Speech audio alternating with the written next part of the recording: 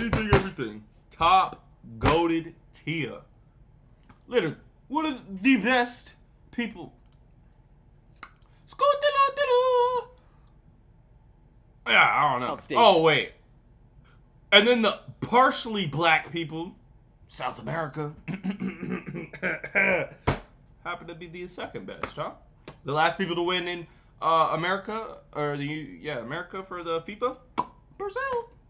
Tunisia was the only African team to not make it through. That is the highest number of African teams to advance in World Cup history. Now, of course, there were more African teams in this tournament than ever before. But I mean, even if you just look at percentages alone, 90% of African teams advanced in this World Cup, which is higher than ever before. Now, realistically, there are still loads of European teams that are still who hired a bunch of Africans. Expected to go very far. You know, we're talking Portugal, Spain, England, France, of course.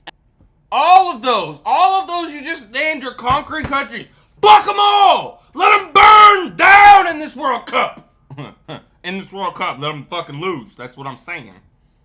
And on top of that, European football in the aspects of leagues is still by far #1 in the world. I don't think that's going to change anytime soon. But this is certainly something to keep an eye on. How far are these European teams going to go ahead? As always, we'll keep you updated, but for now, moving on. Talking about problems that Europe is facing right now, this next story... bullets, but I got AC, dog. A bad person for using air conditioning during a heat wave, because that is the very serious debate that people in Europe are having right now. You're not in a care home, you're not elderly. Look at you there, resplendent in your youth. Why do you deserve air conditioning?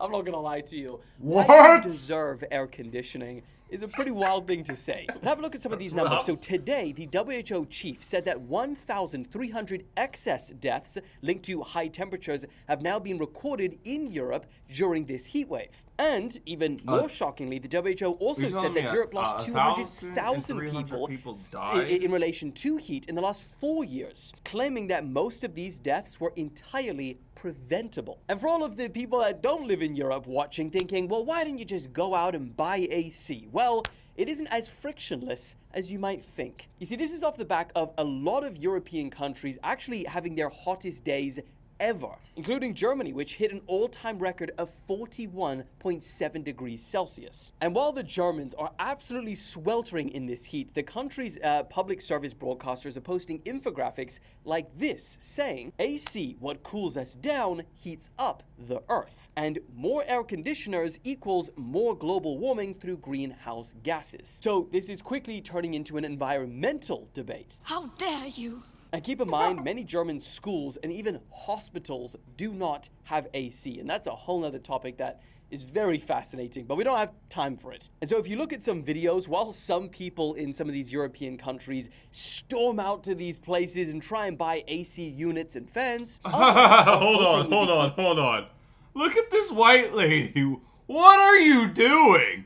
You literally watch everybody grab an AC. Like, you watch him grab an AC unit. What are you about to grab his out his hand? Some people in some of these European countries... Oh, I don't know where to go. You watch this black dude come in, swoop right in. What? Oh, I can get one now. Like what? And then you start stealing somebody else's. Coping with the heat in different ways, like using aluminium foil to cover their windows and doorways. Some are standing under riot police water cannons or swimming in nearby rivers. However, the last portion can also be deadly. I think France saw about 40 deaths in 5 days from people swimming in rivers to try and escape the heat. And this is what some of them had to say when asked about air conditioning. I think I don't need it because I'm young and I can survive this kind of event. It's not a big deal.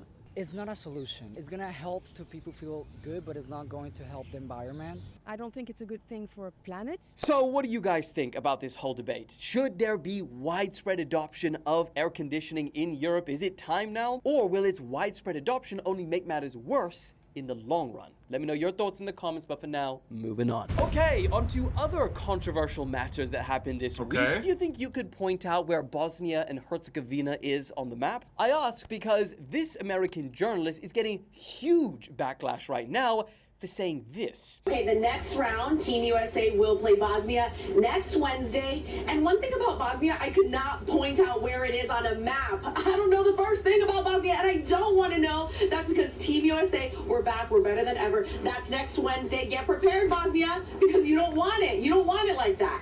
But you're going to get it. That's next Wednesday. Now that is ABC's Abigail Velez. And Bruh, don't tell me this little country was like, why you don't know about us? over the weekend, she was forced to apologize after this clip was posted by a fan page, Bosnia.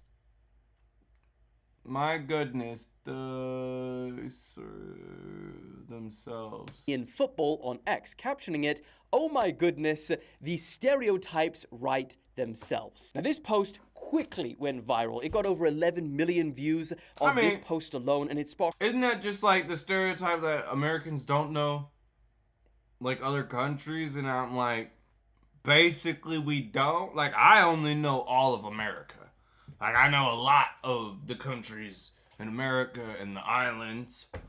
Other than that, I don't really know much over there. Like Japan, India, maybe France.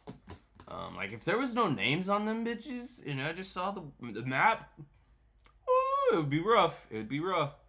Major backlash. Imagine waking up in the morning after you know you've said something that you didn't mean to say or you regret, and this post of it has got 11 million views. You would be absolutely shook. And just to make matters worse for Abigail Velez, the president of the company that she works for happens to be born in Bosnia and Herzegovina, the place that she couldn't point out on a map. That's rough. Is that Hold on, is that disrespectful to say the truth? What the fuck world do we live in? Like, honestly, like, hey, we literally have that fucking game here in America. Hey, name 3 countries that we tell women.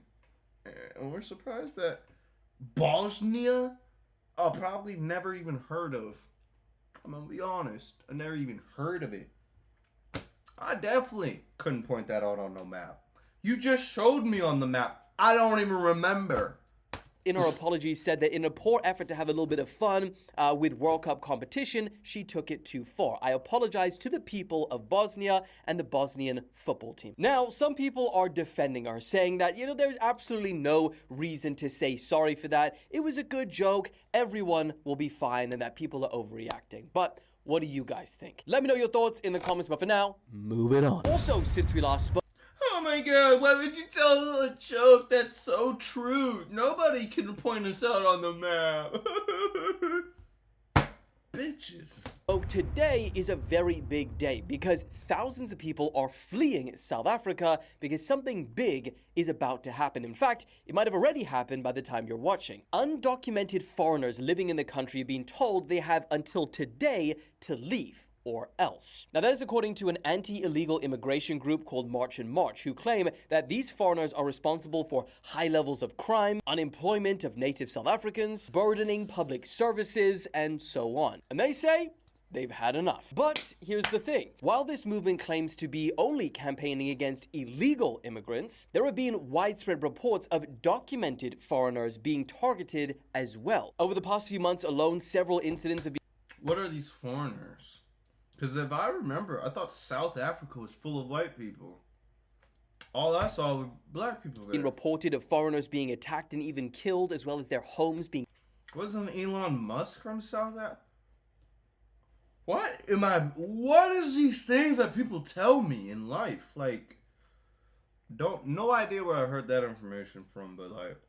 set on fire. And on top of that, migrants say that they've received threats like, if you don't leave now before the 30th of June, today, you're gonna leave in a coffin. I mean, the situation has got so intense that other African governments like Ghana, Mozambique, Nigeria, Malawi, Zimbabwe, etc., they've been desperately trying to repatriate thousands of their nationals back home out of South Africa before today's unofficial deadline. In fact, approximately 13,000 people have been repatriated in just the last 2 weeks. So you might ask, what is the official South African government stance on this? Well, they say that they reject this planned nationwide shutdown, and they've deployed scores of their police officers in preparation, and they've even said that they will crack down on any unlawfulness. March and March, however, say that they are going ahead with it, and all illegal foreigners have less than 24 hours to get out. Now, obviously, this is a very detailed and nuanced topic that we could talk about for a full 20-minute video, but that is the rundown of what is happening right now. Let me know your thoughts in the comments, but for now... Hold on. Are you telling me this marching was just a people's thing? And the government is like, bro, no, we're not saying that. We're not saying that. That's no, we're not trying to kick out. That's hilarious. Moving on. Also, since we last spoke, a lot of people have been asking, was this gesture deliberately not televised at the World Cup? Now, this is Lumumba Via, and he has become famous for standing at DR Congo games completely still with one arm raised the entire time. I'm sure you've seen clips by now. In fact, I'm pretty sure I saw him in a Rexona ad, which was... I don't know, we'll talk about that in another point. And if you're wondering what this stance means, it actually represents the assassination of Congo's first ever prime minister in 1961, after he helped the country become independent from Belgium. Imagine that. Imagine Belgium and DR Congo play. And here's the thing, while he's been doing this stance for years, only recently this story has exploded. Not only because he's now done it on the world's largest stage, the World Cup, but also because last week he did another gesture that has an even deeper meaning. Now, this gesture that you're seeing on your screen, not only does it symbolize the world's silence on the ongoing wars and armed violence in Eastern DRC, which for context has led to over 6 million deaths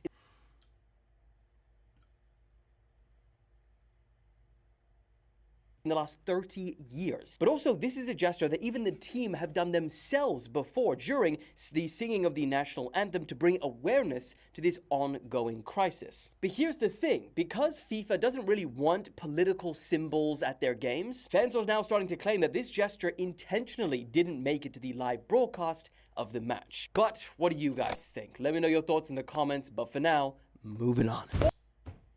Isn't this just the same as like... Well, no, I'm not gonna go that far. Never mind.